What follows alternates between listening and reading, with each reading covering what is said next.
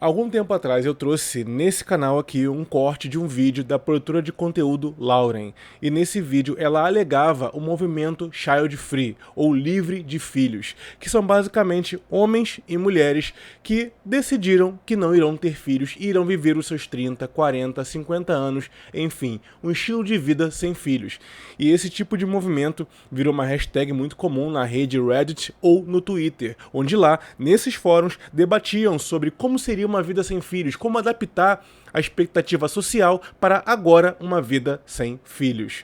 Casais ou solteiros, ambos os casos decidindo não ter filhos. Inclusive, na época, muitos aplaudiram a decisão dela, de uma mulher lúcida que decididamente escolheu não ter filhos porque não tem a vocação para ser mãe. Simples assim, seja por qual motivo for. Inclusive, essa opinião foi de encontro a muitos da comunidade masculina, que também chegaram à conclusão de que não vale a pena ter filhos para o seu estilo de vida. E agora, Lauren, que também se auto-apelidou de abelha rainha, não sei porquê, enfim, acabou voltando e dando razão à parte da ala masculina das redes sociais, que começaram a falar sobre relacionamento e começaram a chegar a algumas conclusões de que está complicado entrar em certas configurações de relacionamento e que se ela fosse homem, ela não saberia o que fazer. Pois é, querida, bem-vinda ao século XXI. Demorou, mas acabou concordando. E ela não tá sozinha não, muitas mulheres estão começando a temer, não pelas suas vidas especificamente, mas pelas vidas dos seus filhos, filhos homens. Como eu vou crescer um filho homem meu num mundo extremamente hostil juridicamente e culturalmente aos homens? Acompanha comigo esse depoimento da abelha rainha. Então, o que está acontecendo? Eu cheguei à conclusão de que, cara, se eu fosse homem, hoje, eu realmente não sei como é que eu ia fazer. Juro, juro. Então, o vídeo é o seguinte. Primeiro, eu acho que é uma tentativa de auxiliar homem para que eles não se ferrem. Homens bons não se ferrem, quem está assistindo o vídeo. E é um chamado para que mulheres reflitam sobre o que está acontecendo. Né? A gente sempre fala aqui sobre questões de sistema, sobre como as pessoas estão sendo manipuladas. Isso envolve política, isso envolve as questões sociais, isso envolve a forma como a gente se relaciona. Acho que, com certeza, né, por influência das redes sociais e de certos movimentos, infelizmente eu incluo aqui o feminismo, as pessoas estão ficando malucas. Estão ficando malucas, sabe? Isso está impactando negativamente na forma como homem e mulher se relacionam. Porque, cara, o que eu tenho acompanhado nos noticiários é assustador, cara. Se eu fosse homem, eu odeio Red Pill, vocês sabem disso, mas se eu fosse homem, realmente, eu pagava uma profissional, meu irmão. Porque, porra, como é que você chega numa mulher hoje em dia? Não, o pior não é nem você chegar na mulher. O pior não é nem você chegar na mulher. O pior, o que eu fiquei chocada, é você ser casado com uma pessoa, você ter um relacionamento sério com uma pessoa, e você vai mexer na pessoa e você ser acusado de estupro. Eu não posso falar a palavra, vai ficar em mudo aí, por causa do YouTube, óbvio. Mas como é que é isso, gente? Ela está se referindo a uma decisão judicial que acabou levantando a pauta do ex-marital, que seria a ideia de que o parceiro cônjuge estaria violando a esposa sem consentimento dela, né? E toda essa discussão acabou colocando uma linha sensível nos relacionamentos, né? É claro que há mulheres e homens canalhas que dentro de um relacionamento praticam algum tipo de abuso ou intrusão e tudo mais.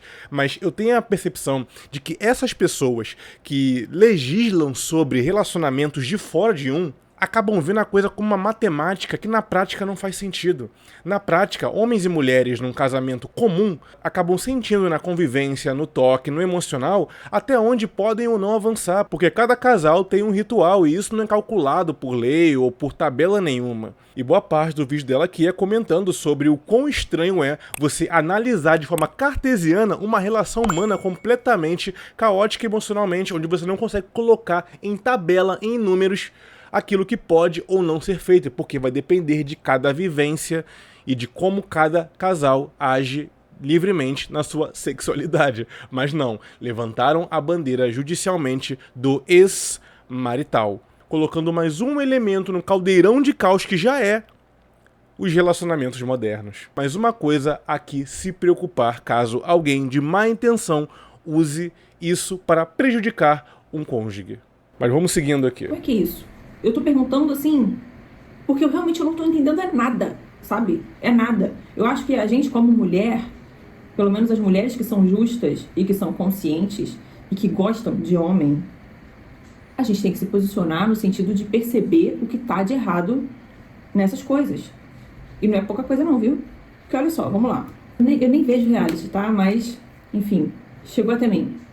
A questão que o cara sofreu uma acusação de estupro porque ele procurou a mulher dormindo. Não venha você me dar sermão nos comentários, como se eu não soubesse o que é um estupro dentro de um relacionamento, porque eu já fui estuprada dentro de um relacionamento. Mas ser estuprada de verdade é bem diferente da pessoa te catucar e passar o peru em você. Você entendeu? Você entendeu, né? É bem diferente, minha filha. Porque envolve violência, envolve falta de consentimento. Não é só você falar, para. Não, é violência, é agressão. O troço é pesado, entendeu? É diferente. Agora, se eu estou num relacionamento, o parceiro, ele... Ainda mais se for um casamento, né? O meu corpo é dele, sim. O dele é meu também. Existe você conversar com a pessoa sobre você não estar querendo transar aquele dia? Existe. Óbvio que vai ter momentos que um ou outro não vai querer transar. Mas se você está num relacionamento, eu penso que a sua obrigação, enquanto parceiro, é transar, não é não? Essa é uma visão bem cristã do casamento, né? A ideia de que o corpo de um pertence ao outro. Mas o que ela comentou aqui é bem interessante. Veja bem, o que o judiciário está fazendo de sinalizar ideologicamente, através da pauta do abuso marital, é dar a ideia de que é normalizado que acontece numa quantidade razoável esse tipo de caso, quando o que temos, na verdade, são depoimentos de milhares e centenas de milhares de homens que estão num casamento e estão sem sexo, que não transam há meses e há anos, ou seja, o comportamento comum do homem não é ter um sexo criminoso com a mulher que tem do lado. Pelo amor de Deus, isso sempre é e sempre será uma minoria de homens recorrentes que fazem isso e acabam sendo reincidentes e aumentando estatísticas e números. A maioria esmagadora fica inclusive tentando encontrar o motivo pelo qual a sua vida sexual está baixa no casamento, tentando resolver a partir de atitudes, ações e diálogo dentro de um casamento, e não o contrário. Pode pesquisar em fóruns, em trocação de ideia, muitos relatos de homens que sequer tocam mais nas suas mulheres depois de X anos de casamento. Se o tal marital fosse o padrão, a ponto de ser sinalizado como uma emergência, esses relatos não fariam sentido. E o que ela está comentando aqui é real. Parece que esses legisladores, na hora de jogar a canetada em uma nova PEC, PL, enfim, lei, ou seja o que for, ou decisão judicial, que vai afetar os relacionamentos, parece que nunca se relacionaram, a ponto de entender que essas linhas sensíveis são resolvidas no convívio do casal. Que pode acontecer do homem ou da mulher não estar com vontade de transar, mas ao longo da sedução, do carinho, da palavra e tudo mais, a pessoa vai acendendo ali a vontade e acaba acontecendo. É impressionante que no século XXI tem que se narrar uma cena íntima de um casal para tentar desenhar para o Estado que esse tipo de decisão judicial não ajuda os casais, mas prejudica, a partir da bandeira do feminismo de proteção à mulher. Estão fazendo um espantalho do que é o homem. Esse homem criminoso dentro de um relacionamento, ele existe, sim, é claro que existe, mas de longe é a maioria, de longe. Não, porque pra mim é, porque se eu tô com homem e ele vai se recusar a transar, ou se ele reclamar que eu passei a mão no peru dele enquanto ele tá dormindo, meu irmão, vai pra puta que te pariu, então. Se separa. Vai procurar outra. Porque pra mim isso é coisa de maluco. Pra mim isso não existe. Ou você fica solteiro, entende? Ou você não assume um relacionamento, porque não faz sentido. Então, assim, se eu penso assim em relação ao homem, é porque eu também dou essa liberdade. Eu acho que o homem tem que ter essa liberdade no relacionamento. Agora, o ponto desse vídeo é, se você é homem, o que eu tô vendo aqui, eu ainda vou falar de um outro caso que eu vi que eu fiquei estarrecida, mas o que eu vejo é o seguinte, meu amigo. Quando você for se relacionar com alguma mulher, quando você entrar num namoro, entrar num casamento, faz o seguinte, escreve tudo o que pode e o que não pode, sério. Escreve, meu amigo, escreve. Escreve todas as coisas possíveis e faz essa mulher assinar. Porque já pensou, meu irmão, você casar, já pensou, eu me caso, e tá um homem lá falando que eu tô estuprando ele. Porque eu passei a mão no peru dele de madrugada. Ah, passou a buceta em mim, tá me estuprando. Gente, gente, entendeu? Aí a pessoa, porque eu vi a moça em questão, meu irmão, se você passar mesmo uma violência de estupro, de agressão mesmo, você morre então, né? Você se mata.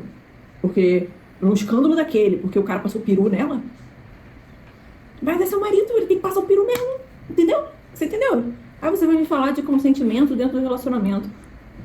Cara, mas então, se o seu parceiro não pode tentar transar com você, e se você acha que isso é normal, então faz o seguinte, chega pro cara que você tá começando a conhecer, que você tá começando a namorar, e explica isso pra ele, cara. Porque eu vou falar pra vocês, se eu sou homem, hoje eu tava atrás das grades. Eu tava presa nessa porra, porque eu já não sei mais. Eu não saberia mais lidar com mulher não, cara. Eu sou muito a favor da gente ter lei que proteja a gente, porque eu já usei essa lei, eu já usei a Maria da Penha. Vocês sabem o que já aconteceu comigo. E eu sei que tem muitas e muitas mulheres que estão aí presas em relacionamentos abusivos e elas precisam do respaldo dessa lei. Só que eu sei também que tem muita mulher filha da puta que usa a lei pra se vingar de homem. Até porque a Maria da Penha não é uma lei contra a violência doméstica. A Lei Maria da Penha é uma lei sexista contra a violência de gênero. Simples assim. O homem que é atingido por uma violência doméstica não é abarcado pela Lei Maria da Penha. No fim das contas, é uma lei segregacionista que inflama a guerra dos sexos. E a cada ano, uma nova cláusula é posta dentro do texto da lei para aumentar ainda mais e colocar gasolina nessa fogueira que já está se tornando essa guerra entre os sexos. O limite que a gente chegou com a questão da lacração, mano, essa porra tá um saco. Tá um saco, vocês são loucos. Sério, se você é uma mulher e você quer um relacionamento, você quer ser feliz com um homem, você é heterossexual, que eu tô falando.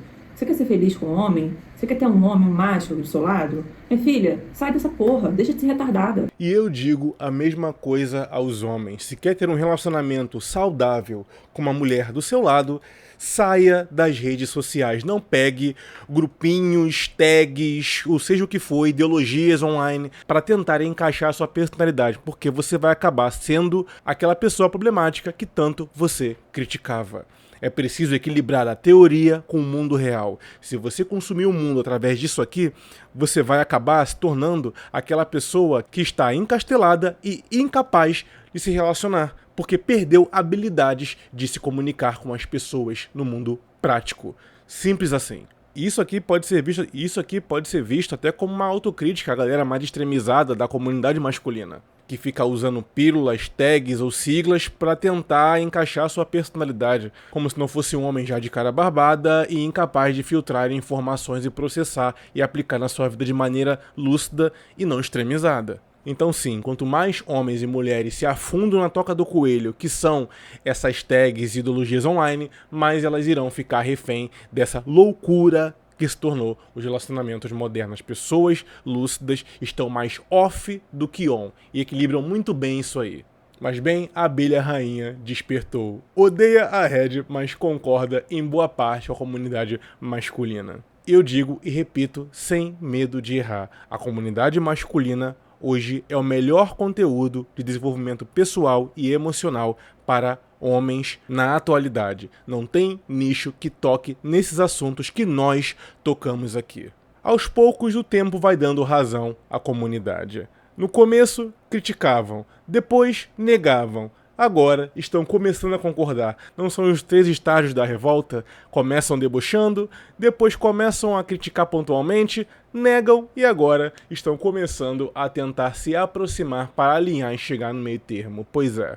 E coloque a sua opinião aqui embaixo de maneira respeitosa sobre essa questão das legislações, se isso é um fator que desmotiva você ou não a se relacionar.